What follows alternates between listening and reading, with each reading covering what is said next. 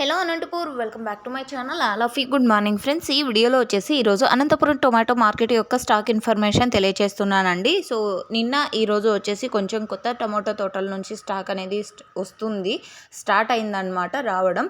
So okay friends, ఇక ముందుగా ఈరోజు డేటు 30వ తేదీ అండ్ జనవరి నెల 2024 సంవత్సరం అండి.